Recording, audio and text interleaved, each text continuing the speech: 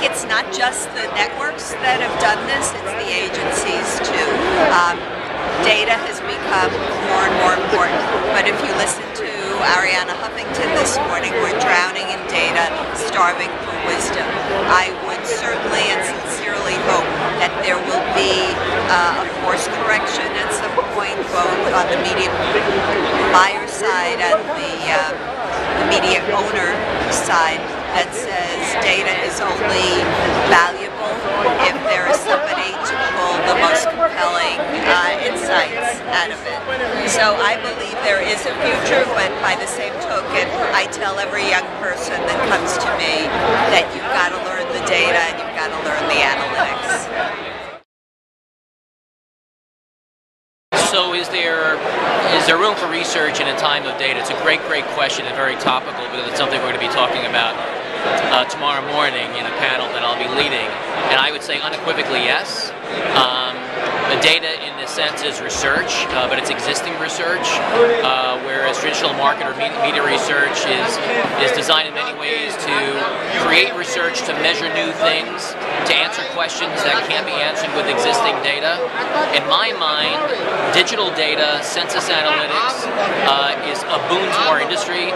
That in combination with research science will really make a difference in our business, particularly in terms of cross-platform measurement, where we can combine the projectability, probability methods, along with the granularity that data gives us. So I think there's a tremendous future for both. Those who would say there is not a future for traditional research in a time of data are, in my view, wildly wrong. I think it's all about balance. Inevitably, data, or big data as we like to call it, has brought something very new to the table, and it's very exciting. Adds other dimensions that we can delve into in ways that we haven't been able to date. But the real advantage doesn't lie in the data. The advantage lies in what we do with the data, and for that you need to be able to dig in, understand what the insights are, triangulate it with other types of research, and to understand kind of human behavior and human motivations are going on around what forms that data. And I think it's those who are saying, oh, we can do away with our research departments, we can create new units which are all about data analysts and data analytics and so forth. Before very long, they're going to be recruiting back in smart people who can bring the skills of going out and engaging with real consumers, viewers, audiences and so forth in order to make best use of that data. Think of a pendulum. We may have been out too far on the basis of where we are now. The pendulum was off to one side, relying very much on primary research. It's been swinging across, but for some people, but not all, it's gone too far the other way, or it is heading too far the other way with this obsession with what we all call big data. It's going to come back to the middle, and then we'll achieve balance, and that's what this business is all about. So I'm going to approach this from a couple different angles. One is, I say all the time, big data requires small data to be smart. We need to take big data and we need to use currency and panel to understand what's out, what's not out, what's missing in order to make it smart. Okay, so you've got all this data. Who's going to do that? How can you do that? How can you do that without anybody that doesn't know? So we've got big data.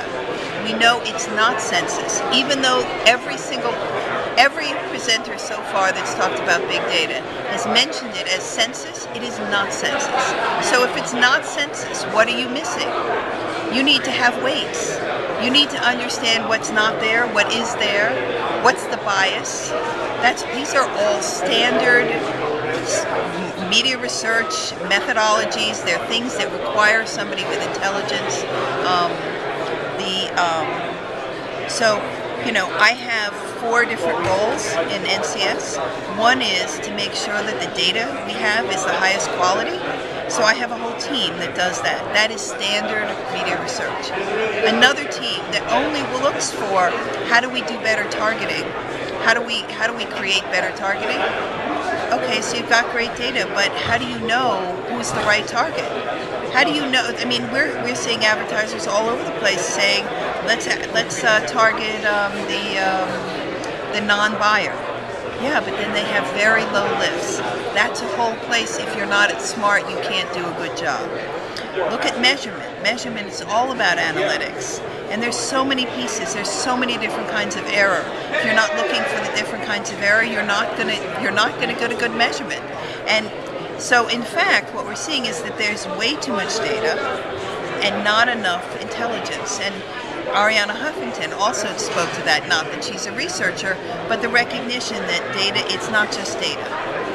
You want information, and if you're going to turn data into information, the only people that can do that is people who understand what the basic quality of that data is. There is a role in looking at data in today's age because there's so much out there, so much fragmentation, there's so much consumption that's going on.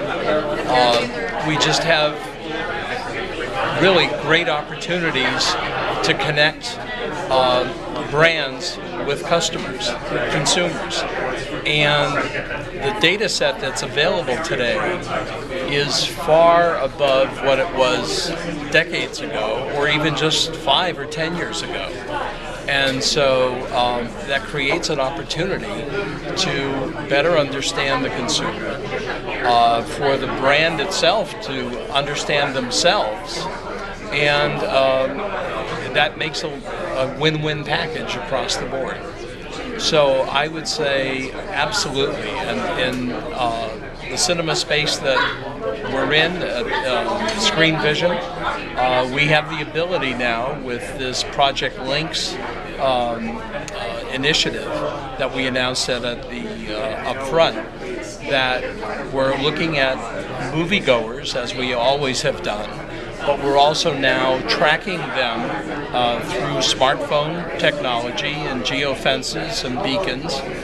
And we're bringing it also into the realm of the hub that Kantar uses, which brings in Experian, Rentrack, Shopcom, so we can get a better idea of how to know the consumer today and how to predict how the consumer is going to be tomorrow, so we could be ahead of the time. So I really think there's a lot of opportunity out there, which is great.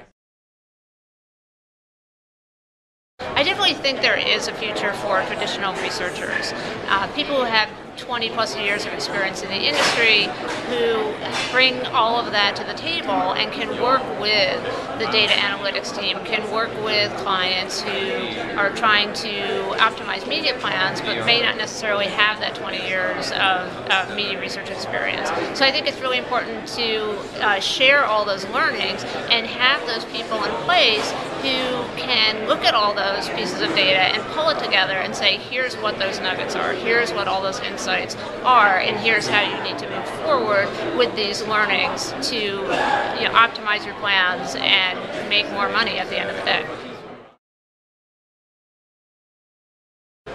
Yes, there is a role for traditional research in the age of data, in that traditional research sets standards and goals, and right now in the age of data we need to create better ones as we move into this era of digital media.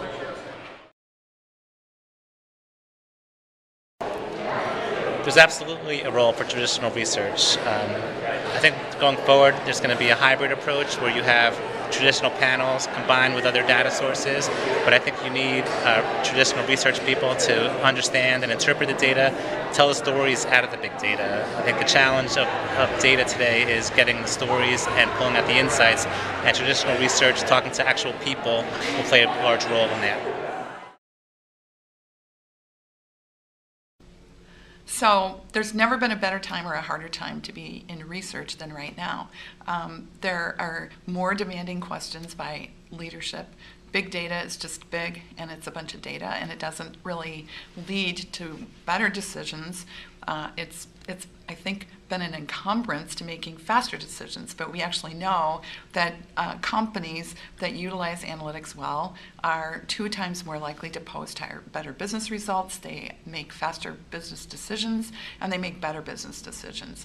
So I think the real opportunity for the researcher is to develop credibility with the C-suite, and I believe the best way to do that is by literally bringing the consumer to the table. And so traditional research typically starts with finding the values of the consumer and the heartbeat of the consumer, and then translating that into ideas, growth ideas, and opportunities, and ultimately measuring the size of those growth opportunities. Because we're so focused on measurement right now, I think we've kind of lost our way to the heartbeat of the consumer. So the opportunity is going back to some of the traditional ethnographic and consumer-connected solutions that have been tried and true in research and now are incredibly enabled by technology, because you can move much more quickly and connect with many more consumers. But then taking that kind of sentiment analysis or content analysis and translating it into ideas and words that actually share what makes the consumer's heart beat faster, where are the growth ideas, what are the new product ideas, and what do they value that companies today that aren't growing as fast as they wished they were can translate into better business ideas to make better connections with consumers for more sales. So I really strongly believe that researchers' time is now. And I've been in this industry almost 40 years, and I've claimed our time is now a few times in my career, but I don't think we've ever had the scale of opportunity. $100 billion is going to pour in analytics. And the question is being posed at these events that I go to, who's going to sort all this out? It has to be us. We have to step up, but it's going to take really different skills. And I think we're going to have to really be courageous, and we're going to have to be a lot more candid than we have been or we have been comfortable being.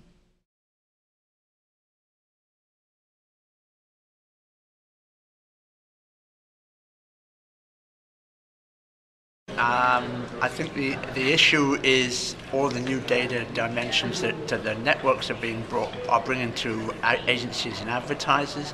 It's very exciting, but on the other hand, one can. I go back to Canada when I was chairman of ARF. And this is many years ago when we put on a conference that was called Beyond 18 to 49. And here we are in the United States 25 years later. We're still, according to Dave Poltrak, and he's usually right, we're still going to actually buy on 18 to 49. And now we are finally seeing some wonderful dimensions being brought to television in terms of all the additional data, whether it's product purchase, engagement, immersement, what have you. So I guess we can say it's exciting times, but how has it taken this long to get there? That's really the shame. But and certainly I guess at the research conference here at the ARF, we do have to be concerned about some of the quality of the data and certainly what do we really know about these data integrations, and are they any good?